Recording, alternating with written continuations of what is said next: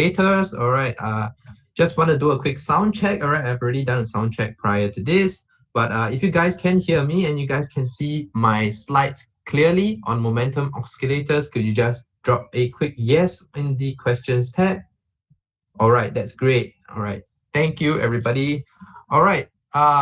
Thank you for joining me this morning for today's webinar on momentum oscillators. All right. I see we still have a couple of attendees yet to come in. All right, so what we're going to do is just going to wait for about 2 to 3 minutes. All right, just going to wait about 2 to 3 minutes for the rest of the attendees to stream in, and then we can begin on today's webinar on momentum oscillators. All right, so let's just sit back, relax, all right, and let's just give about 2 to 3 more minutes for the rest of our friends to come in.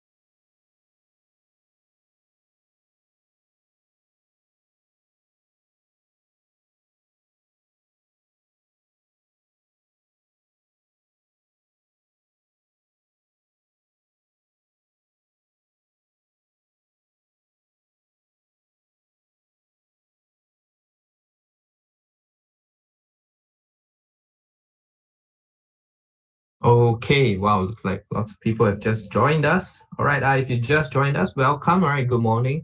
Uh, Welcome to today's webinar on momentum oscillators. If you've just joined us, I just want to do a quick check to make sure that you guys can hear me loud and clear and also see my slides. All right, you can see my slides on momentum oscillators. If you can, just drop a quick yes in the questions tab so I know you can hear me. All right, most importantly, you can hear me. All right, hear me loud and clear.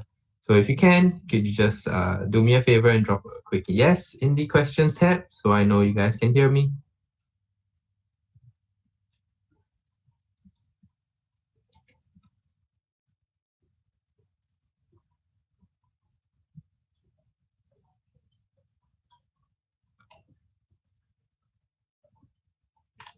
Okay. Okay, that's great. That is great. All right, you guys can hear me and you guys can see my slides. That's perfect. All right, and now we can begin on today's webinar on momentum oscillators. And at any time, all right, at any point in time, if you can't hear me or you can't see my slides or anything at all right, feel free to just just let me know in the questions tab. All right, I'll be looking at the questions quite often. All right, so that I can see what you guys have to ask. All right, so if you can't hear me or if you can't see my slides, just let me know in the questions tab and I will let you guys, I'll try and solve it on my end. All right. Okay, so without further ado, all right, let's begin on today's webinar on momentum oscillators. All right, momentum oscillators. All right, before that, let's just do a quick introduction. My name is Don. All right, I'm from Everest Fortune Group, and in partnership with XM, we'll be bringing you guys these Tradepedia educational webinars every Tuesdays and Thursdays. Where we basically be going through some very uh, fundamental concepts that you should know about technical analysis, about trading, before you begin on your journey. All right. So that's what we have. And today's topic, all right, today's topic is on momentum oscillators, or you may know them as momentum indicators as well. All right. These are some very popular indicators that basically try and let you know about what is the momentum of price, all right, how is price moving. Okay, so that's momentum oscillators for today. All right, and in today's webinar, what you'll be doing is you'll be learning about the RSI, or the Relative Strength Index. All right, you'll be learning also about the Intraday Momentum Index, or what we call the IMI. All right, we call that the IMI. All right, Chua Nam says that you are unable to see my screen. All right, can I just do a quick check with everyone? Okay, now you can see my screen. All right, that's great. Okay, yes. So where was I? I was on yes, the introduction. Okay, so yes, we'll be going through the IMI, the Intraday Momentum Index. All right, we'll also be going through the rate of change, or the ROC indicator. All right, we'll also be going through the stochastic oscillator, a very commonly used oscillator. All right, stochastic oscillator, and the commodity channel index. All right, and of these five, all right, I would say that some of the more popular ones, the ones that are more commonly used, would be the stochastic and the RSI. All right, these two are probably more commonly used. All right, not to say that the IMI, the ROC, the CCI are not used at all. All right, but the most commonly used, most likely you would see in other people's analysis, would be RSI or the stochastic. All right, these are two that I also use myself. Okay, but I'll be going through all of them. All right, the intricacies of how they are calculated and how we can interpret them. All right, so here's what we'll be going through today. But before we even dive into any of these five indicators, you need to first understand what is momentum. All right, what is momentum exactly? All right, that's what we're trying to find out, right, from these oscillators. And momentum basically refers to the velocity, or the rate of change of a security's price. Okay, that they are referred to as oscillators. All right, these momentum indicators are called oscillators because they oscillate, all right, above and below an equilibrium line. And all momentum indicators, they basically compare price changes, all right, from one period to another. All right, and they also measure if a rising trend is accelerating or decelerating, or whether prices are declining or dropping at a faster or slower pace. Okay, so if you want to think about momentum, all right, momentum, you can think to give a more real life example, you can think about someone running. All right, if someone is running really, really quickly, but that means that they are most probably gaining momentum. All right, they're picking up the pace, picking up the momentum, and they can continue running. All right, but if they're slowing down, when they're slowing down, there's also a momentum as well. All right, slowing down, that momentum pulling back on your speed. All right, so when you're running, all right, if you do run yourself quite frequently, you will know that there is a pace, there is a momentum, there is a swing that you get yourself into. And basically price momentum indicators, they are trying to measure this about price. All right, when price is moving, all right, whether it's moving up or moving down, whether it's more bullish or bearish, there is a momentum to it. All right, how likely is price going to continue that momentum, all right, continue that swing, and continue with that movement that they're making, whether it's an upwards move or a downwards move. All right, so that's what momentum oscillators are looking at. You're basically looking at that rate of change. All right, how likely is price going to move with that momentum. All right, they're trying to put a number to momentum, although it's known to be pretty hard. All right, it's known to be pretty hard to basically quantify momentum.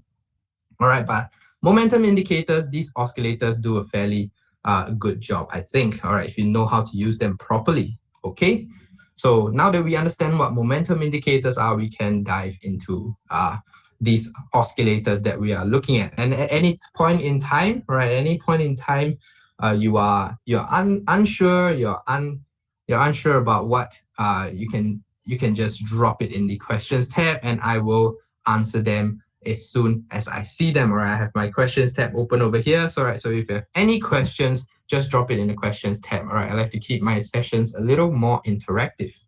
Okay, so let's look at the RSI, or the Relative Strength Index. All right, Relative Strength Index is developed by this guy named J. Wells Wilder and was featured in his 1978 books, New Concepts in Technical Trading Systems. All right, so very long time coming now for the RSI, has been developed in the 1970s. All right, and what it basically does is it's trying to, oops, something wrong with my slides.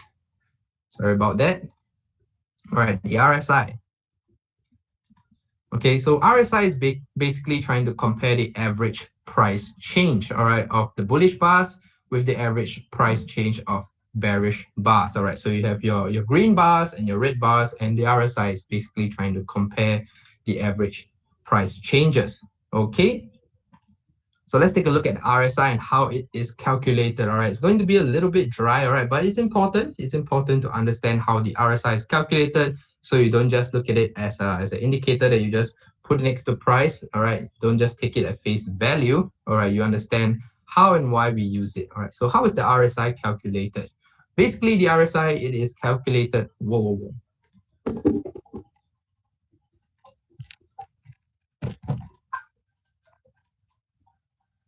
Sorry about that. Something wrong with my slides. Okay, let me just get back to that. Sorry about that small hiccup. Okay, RSI. All right, we're just looking at how we calculate RSI. All right, so this is how you calculate RSI. All right, the RSI is basically, it's calculated using the following formula. All right, with the U, all right, this U over here representing the up days and D representing down days. Some of you might be asking me, what is an up day and what is a down day? All right, so an up day is basically a day where the close is higher than the previous day's close. Okay, so you're not just looking at one candle, you're looking at two candles, two periods, and comparing the closes of those 2 days. All right, and a down day, what a down day is, basically a day where the close is lower than the previous day's close. So again, looking at two different candles, two periods, all right, and comparing the close prices. All right, so that's what an up day is, and that's what a down day is. All right, so an update, a U is an average of upward price changes. Okay, that's what it is over there. And the D, the D is an average of downward price changes. Okay. So if you look at that, you can see that if you compare the two green candles over here where the two arrows are pointing at, you can see the U equals to 150. That is a price change from the previous day's close to today's close. All right, assuming you were somewhere here. All right, and if you were somewhere here in the red candles, all right, with the red candles over here, you will see that the previous day's close is higher than the current day's close. Or if you look at it, you can say that the current day's close is lower than the previous day's close. And in this sense, the D is 200. All right, that's the price change. Okay.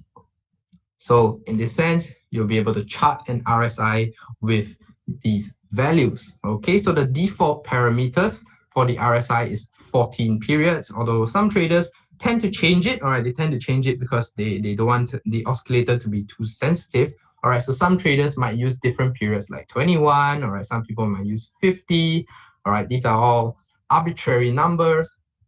All right, but the default parameter is 14 periods. All right, and then whether or not it works for you, you need to work it out together with your own strategy to understand whether that would work for you.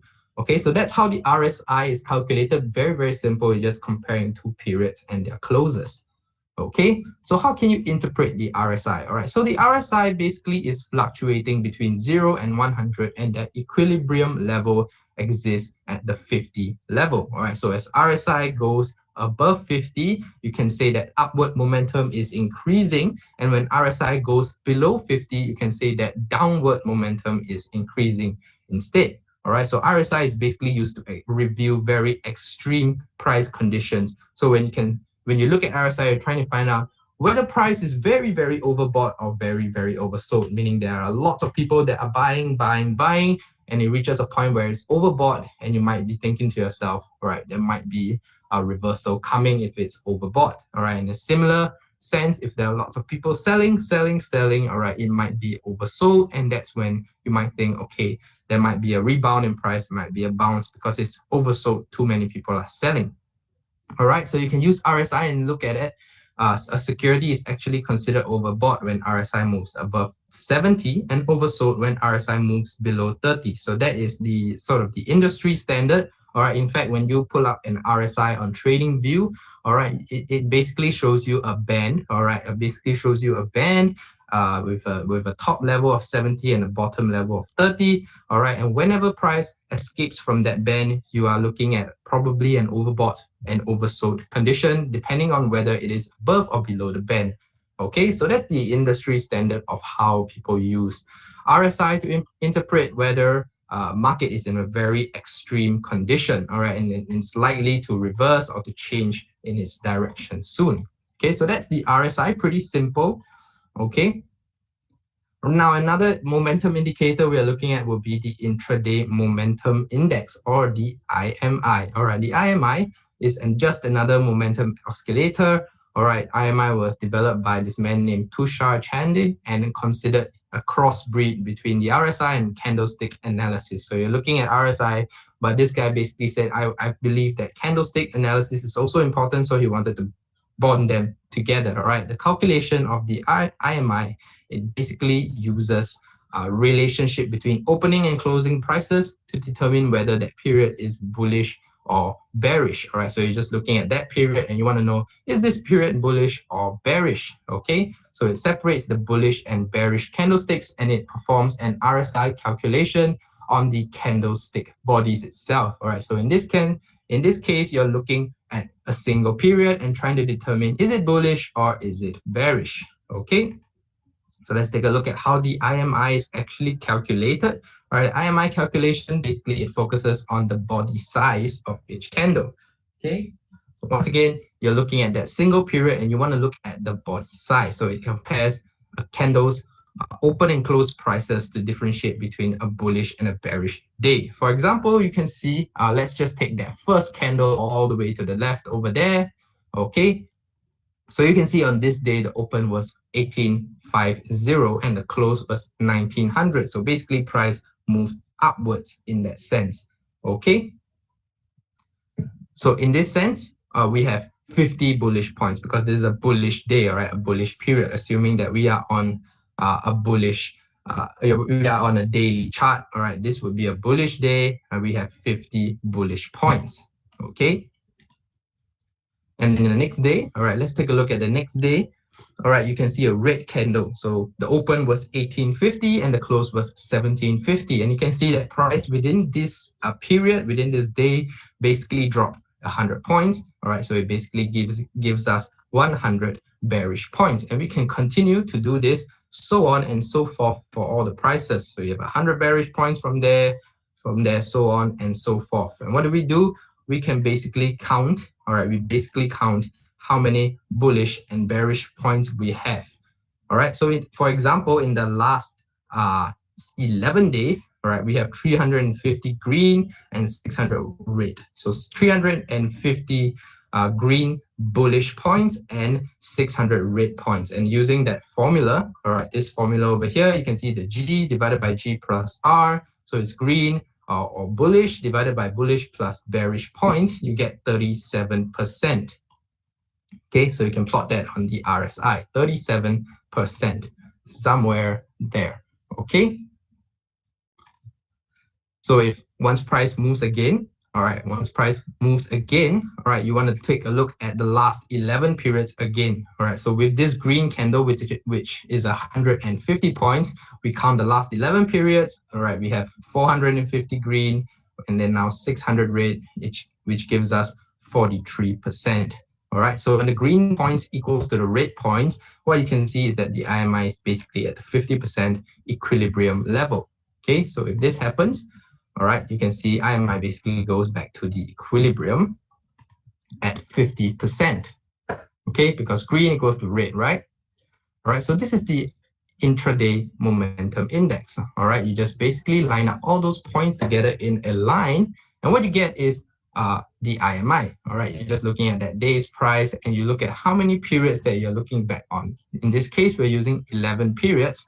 However, all right, the IMI's default look back period is similar to the RSI, 14 days or 14 periods, depending on what graph you're on, daily, weekly, monthly, you might be on an hourly chart as well. All right, but by default, the IMI uses a 14-day look back period. All right, you can also change it, or you can also change it when you want to alter the sensitivity. You don't want the oscillator to be too sensitive, so you might change the look back period to a slightly larger number, take into account more data points. All right, or if you want it to be more sensitive, then you can obviously use smaller numbers. All right. So that's the IMI, the intraday momentum index. You're just looking at bullish points, bearish points, determining whether it's a bullish or bearish day. Oh, okay. For some reason, my slides just keep doing this. We will push on.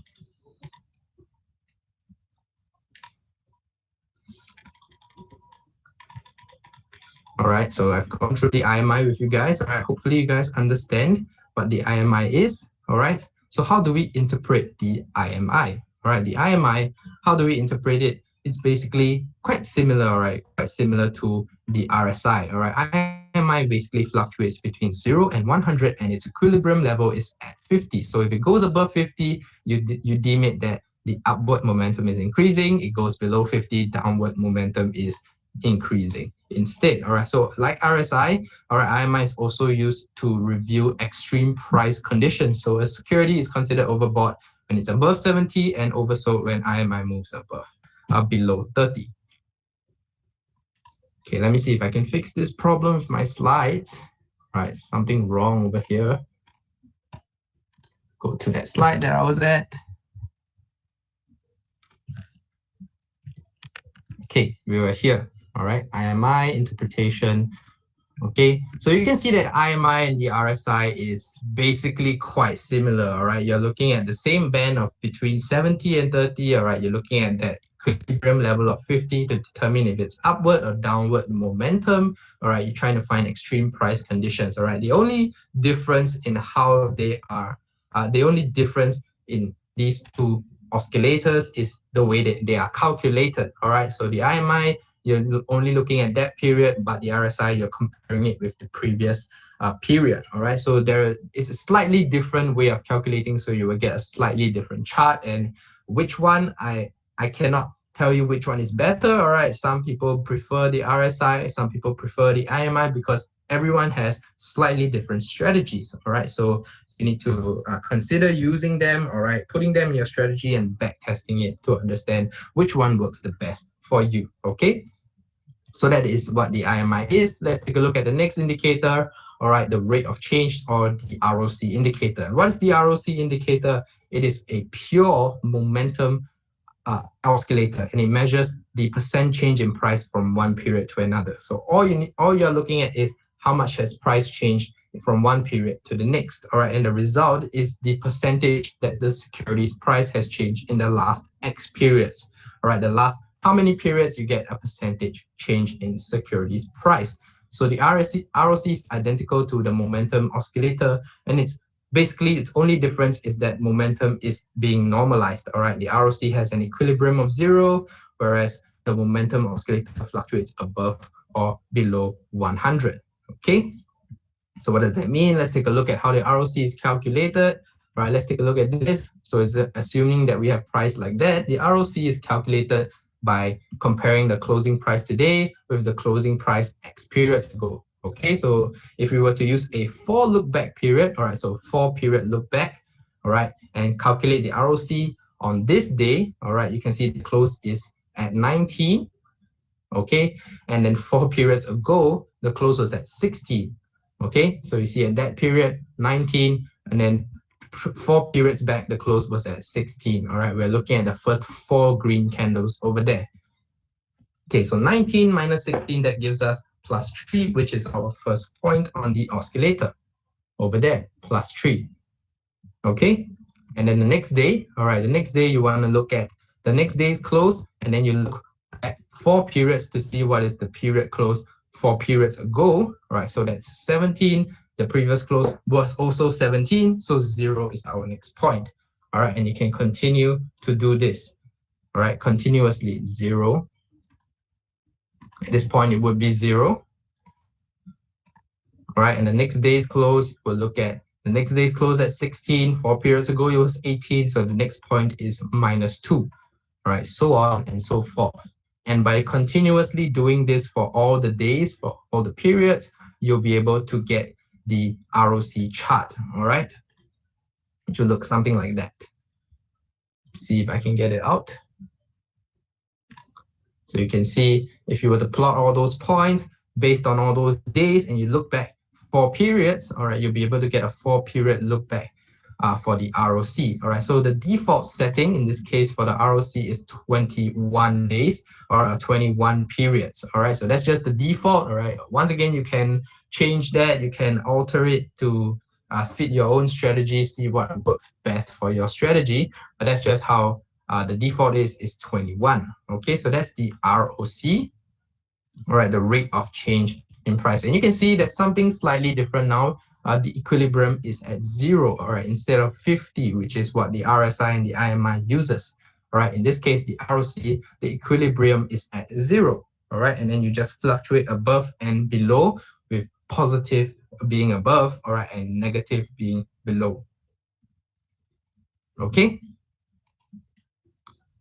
So let's take a look at how we interpret ROC. All right, the first interpretation of the ROC is through the centerline crossover. So ROC fluctuates above or below its equilibrium level at 0. All right, so as the advance accelerates, the ROC expands into the positive territory. So you're just looking at ROC moving above 0, pushing higher and higher. All right, or as on the other hand, if the decline accelerates, you can see the ROC just dip all the way down below 0, all right, into negative territory.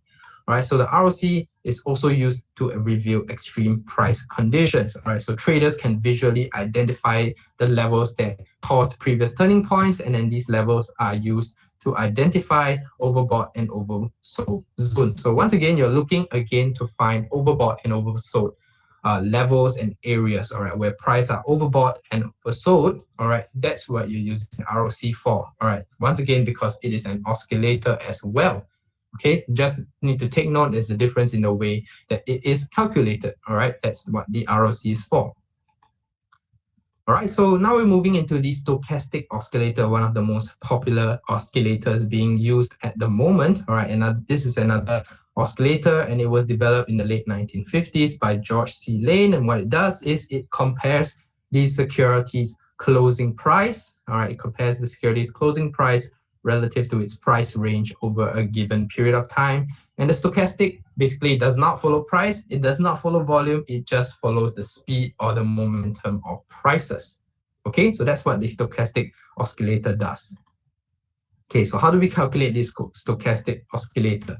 All right, the formula for calculating the stochastic is as follows. All right, so you're looking at a percent K. All right, well, I'll explain what the percent K is later. All right, so what you're getting is how to calculate the stochastic is to take the current close minus the lowest low of the given period, and you divide it by the range of that period. So the highest high and the lowest low. So if you're looking at a candlestick, the range would just be the top of the wick and the bottom of the wick. Okay, and then you take that and times 100, so you get a percentage. All right, so let's check out how we can calculate a 5-period stochastic. All right, a 5-period stochastic. So in our example, the lowest low, all right, the lowest low over there is at 10, all right, and the highest high over there is at 20. All right, so you have your lowest low, your highest high, and you see the current close. So where's the current close? The current close is at 15. All right, and what you do is just plug these numbers into the formula, and it gives us our first point at 50%. All right, and what you do is you just basically repeat that. All right, continuously repeat that.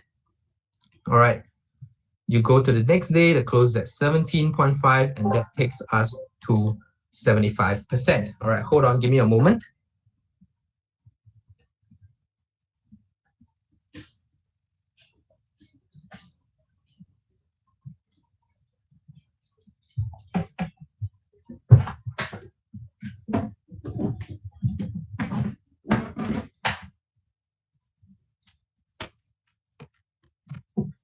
Okay, so that's how you calculate a 5-period stochastic. All right, so if you get the next day is at 75%. All right, the next day's close at 17.5, so it gives us 75%. And you realize when the close reaches 20, all right, that's the current close, and the highest high being the same, all right, it gives us 100%. All right, so that's how you get your stochastic oscillator, and that's how you get the price. All right, so this plot, all right, some of you might be asking, what is the percent K? All right, percent K is basically the fast stochastic, but people usually call the fast stochastic. That's why it's a percent K. Okay, so this plot is known as the fast stochastic. All right, so some people might feel that the fast stochastic might be too choppy, too sharp, all right, too sensitive. Okay, so because the fast percent K might be choppy and sharp, it can actually be replaced with the slow percent K. And how do you get a slow percent K? You basically get a smoothed out X period simple moving average of the fast percent K. So you get your fast percent K, and what you do is you basically apply, all right, a simple moving average to it. Okay, very, very simple. You have your fast percent K, and you just apply a simple moving average with a certain number of periods. All right. So in order to get signals, we had the percent K, the percent D line, which is an X period simple moving average of the slow percent K. So usually when you put on your stochastics, all right, you won't just get one line, you will get two lines, all right? You will get your fast percent K, all right, and then a slower percent K, which has a simple moving average applied to the same data, all right? So if you're looking at that, the default look back period for the stochastic is 5 for the fast percent K, 3 for the percent D, and 3 for the slow percent K, okay? So that's the default for the stochastic indicator. All right. So that's a lot of math. All right. But you can see that's how we calculate the stochastic. But more importantly is how we interpret them. All right. Because when you overlay, all right, you pull up a stochastic, whether you pull up a stochastic, RSI, IMI, whatever you use, all right, you will see it's just overlaid on there for you. You don't need to go and calculate yourself. All right. So it's just up there for you. So most importantly, you need to know how to interpret them. And for stochastics, how do you interpret them? All right, once again, it fluctuates between 0 and 100. And what you can say is the readings above 80 would indicate that price is near its high, and readings below 20 would indicate that price is near its low. All right, so once again, it is range bound. All right, this is what we call a range bound indicator, very similar to the RSI as well. However, the upper range is 80 and the lower range is 20, as opposed to the 70-30 that the RSI uses. Okay, so that's how you look at stochastics. All right, above 80, it will indicate that price is probably near its high. All right, not going to go above any longer. And if you're below 20, it will indicate that price is near its low. All right, so it's a range bound oscillator, and once again used to review extreme price conditions. All right, so a security is considered overbought when percent K moves above 80, and then oversold when percent K drops below 20. Okay, so once again, oscillator or stochastic is basically trying to give you a similar picture. All right, when is price overbought? When is price oversold? Okay, so that's what the stochastic is used like. All right, so once again, we have our final oscillator to be looked at for the day, the Commodity Channel Index, or the CCI. All right, just another momentum tool. All right, the CCI, it is a versatile indicator developed in the 1980 by Donald Lambert. All right, what we can see is it is used to identify the beginning of a new trend, or it's basically, once again, as an oscillator used to warn of extreme conditions. And originally it was developed to identify cyclical turns. All right, cyclical turns in commodities, but the indicator can be successfully applied to other asset classes as well. All right, so in the past it was used to look at commodities, but now you can actually use it to look at forex charts. You can also use it to look at stocks. All right, so what the CCI does is it basically measures the current price level relative to an average price over a given period of time. All right, so let's take a look at how it's calculated. All right, we start by finding the typical price, or the TP, of a given asset. All right, so once again, the TP, of a given asset, is basically and which is the average of high, low, and close. All right, so you take high plus low plus close divided by 3, and you get the typical price. And the CCI is calculated by subtracting the typical price with the 20-period SMA of that typical price. All right, and you divide the result by the constant, multiply it by the mean deviation. All right, so this is just a formula. All right, you don't have to memorize it. All right, it's just giving you an idea of how we use the CCI.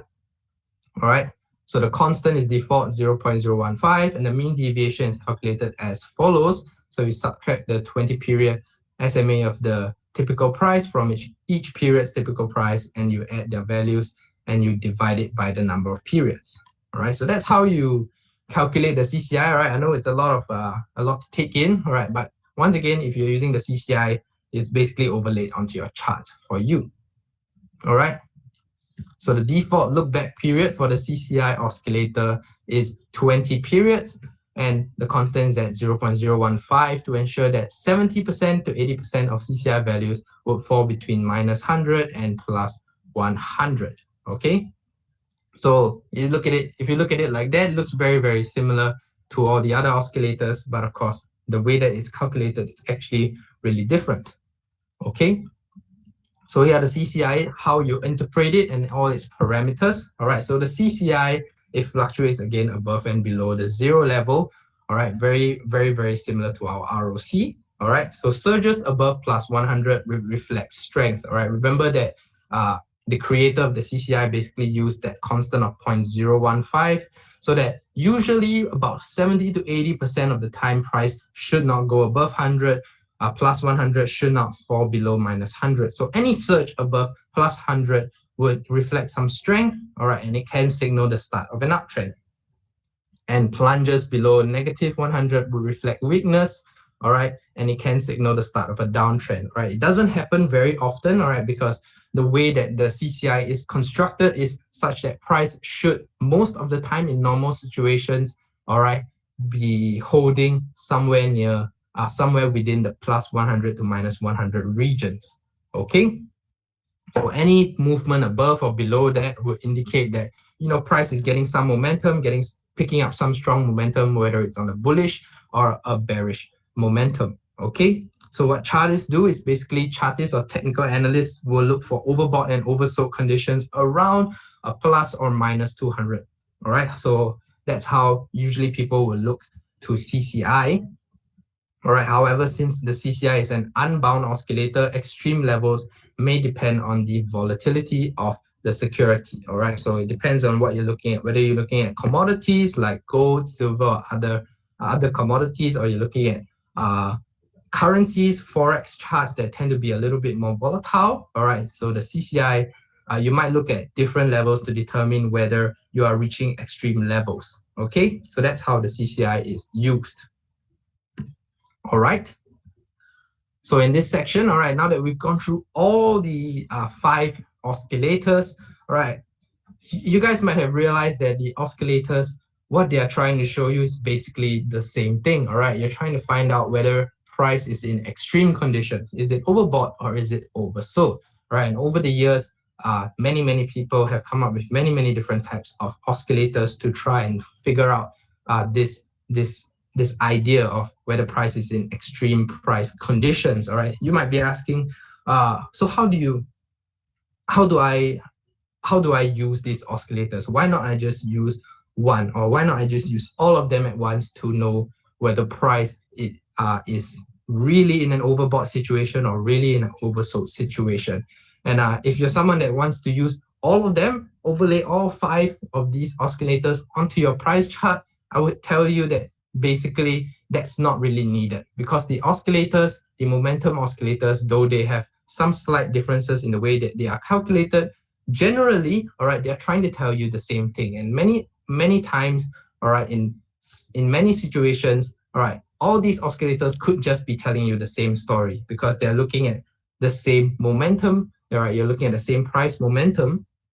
All right, so these oscillators tend to be telling us very similar stories. All right, so what is most important is basically to try and find an oscillator that works best with your strategy. All right, it might be the stochastic, it might be the RSI, it might be the IMI, whatever it is. All right, as long as you back test it, All right, as long as you backtest that strategy, as long as you ensure that it works well with your strategy, that would be the stochastic, that would be the oscillator that is best for you. All right.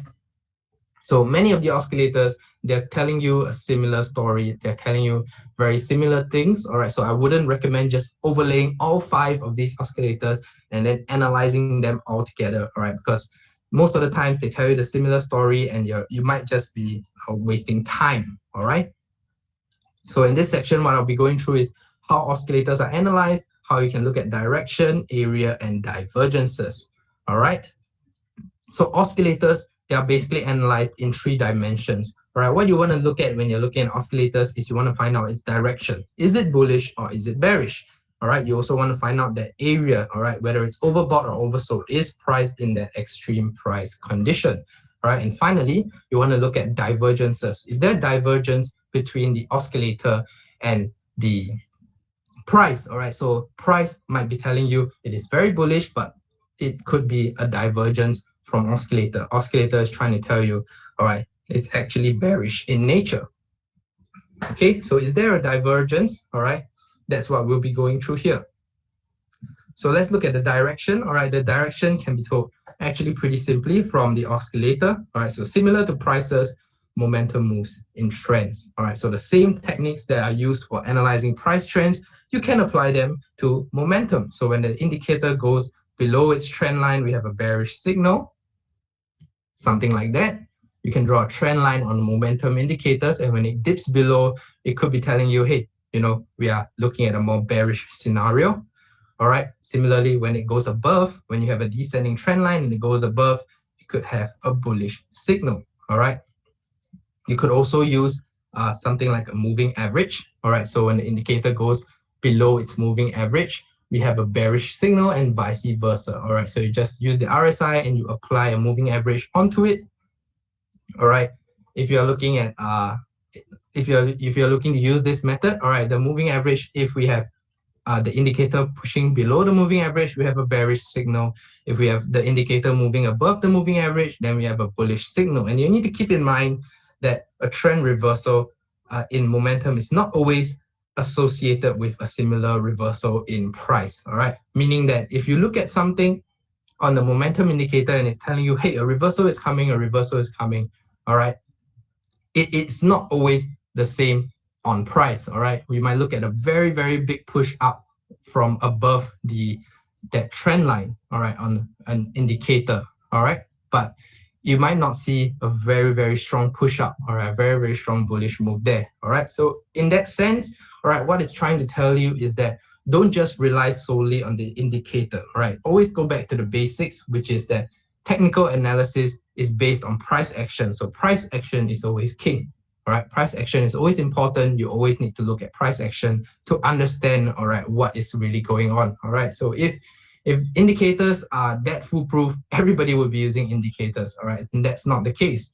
Right, indicators just give you an idea. All right, it gives you a better idea of how price might be moving, but price is still the most important thing to look at. Okay, so that's how you can look at indicators to give you an idea of what is the direction that price could be moving in. All right. Let me see. Seems like my slides are a little bit weird today.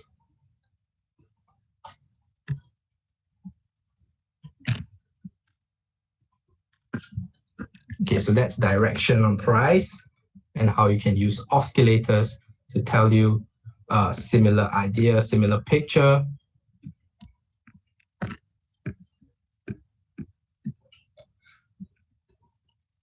Okay, next, right, what we've been looking at these oscillators for are you're trying to find overbought and oversold conditions, extreme conditions where you basically are trying to see where price could see a big reversal or a big bounce. All right, what you're doing is trying to find where's the top and where's the bottom of the market, basically.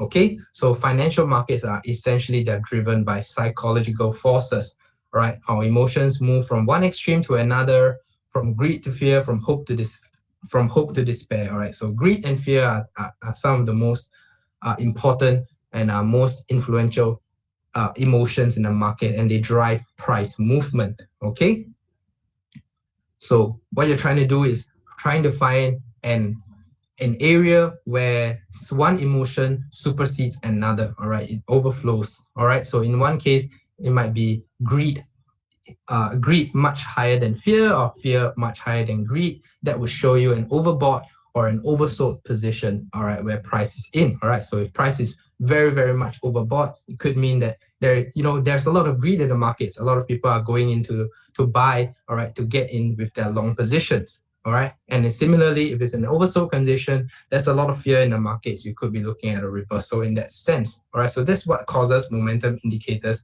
to actually fluctuate from oversold to overbought levels. So in a sense, momentum reflects the crowd psychology, right? All those points where you see price, no, sorry, not price, the indicators reaching those overbought and oversold levels, all right? Those levels are where there's a lot of these emotions that's governing the market. So in a sense, our momentum actually reflects the crowd psychology, all right? It measures the intensity of emotions of the participants, right? So there are ways to look at overbought and oversold areas, all right?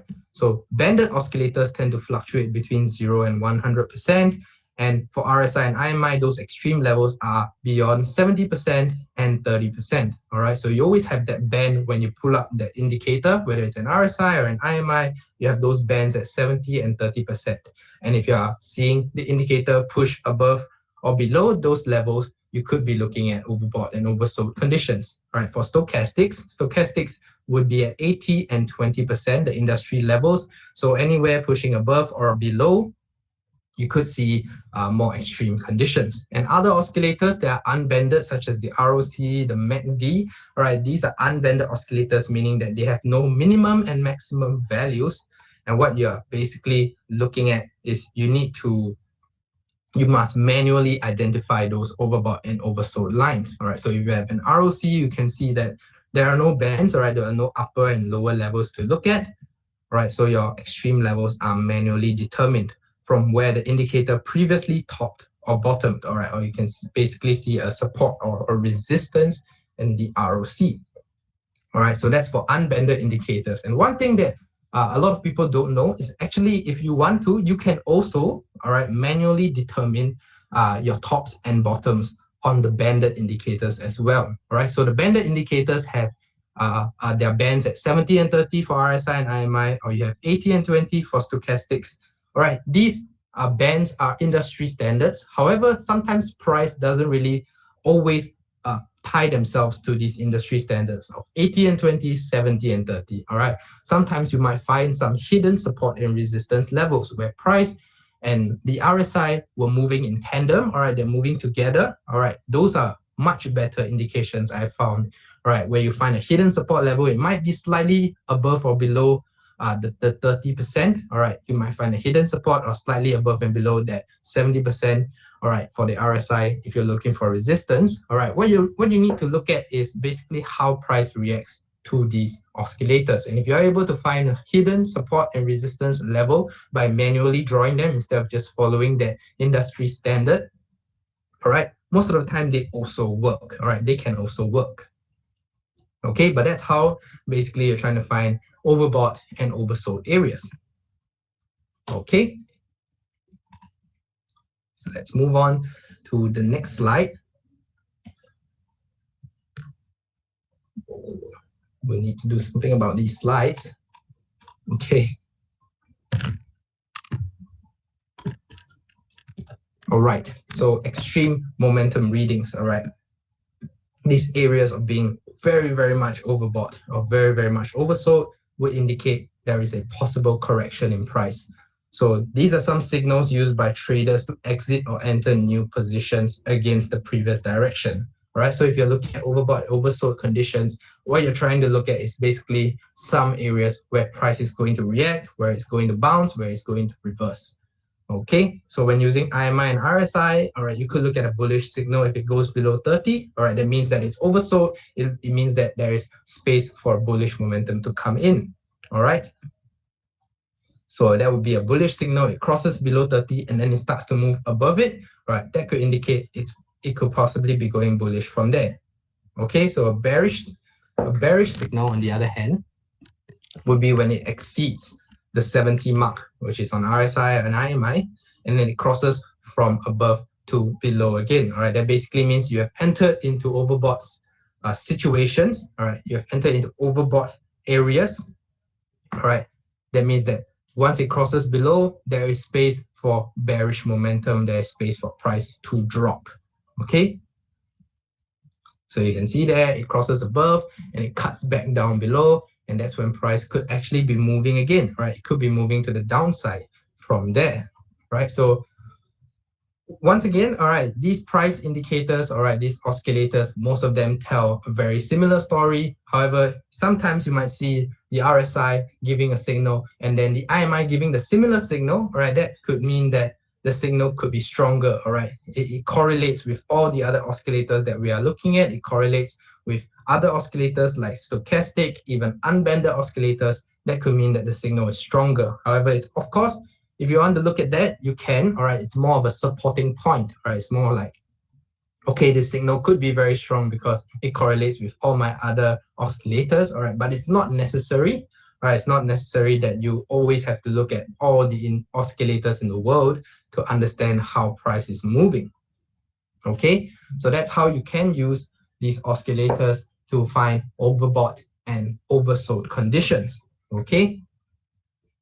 Once again, I would like to tell you guys, all right, the 70-30, the 80-20, all right, these levels, these banded levels, they are industry standards, but they might not always respond best to price, all right? So you always need to look at how price is reacting with the indicator, all right? So when the indicator is bottoming out, all right, and then it makes a bounce, does price also make a similar strong bounce from there, all right? And if you are able to find those levels where price and the indicator moves in tandem, all right, whether you are drawing hidden support and resistances, whether you are changing the periods to uh to see if there is a period where price and the indicator is much more in tandem, all right, it can benefit you much better, all right. It can be a point where the indicator becomes more effective. So one thing I like to do, all right, so for example, if I'm using the stochastic, for instance, all right, I would sometimes change the percent K or the look back period of the stochastic, all right, and I use something like Fibonacci numbers, so 13, 21, 34, all right, I would use those periods instead of the arbitrary periods like 50. Some people use 14, 7. All right. Instead of using that, I use Fibonacci numbers and try to find the period using a period that would correlate well with price. So when price bottoms out and makes a big bounce, I see a similar thing on the stochastic. All right. And if I see that again and again, all right, I can basically draw a hidden support. And the same thing can be said for a hidden resistance. So I found that actually works a lot better than just relying on these industry standards. All right. So hidden support, hidden resistances can be very, very useful. All right. All you need to do is adjust your oscillator, use different parameters for different price charts. All right. So one parameter might work on this price chart, but it might not work on another price chart for another pair. All right. So I'm always trying to find different parameters and finding different support and resistances for them to be able to react well with price. And so when the oscillator shows me something, I know it's much more reliable. Okay, so that's how I tend to use my oscillators. All right, always try and experiment. All right, try and experiment, change the parameters, change the way that you look at it, and you can find that actually oscillators can be very useful in trying to tell you what price is trying to do. All right, is it really overbought or is it really oversold? Okay, so that's oscillators. All right, that's the webinar on oscillators. I've actually come to the end of my slides. Or I hope that with so many oscillators being introduced to you guys today and how we can look at oscillators, hope that it has been a very useful webinar. All right, I still have about 5 more minutes. Okay, so if you have any questions on the oscillators, do feel free to just drop it in the questions tab. I still got a few more minutes before the end of this webinar. So feel free to just drop any questions you like.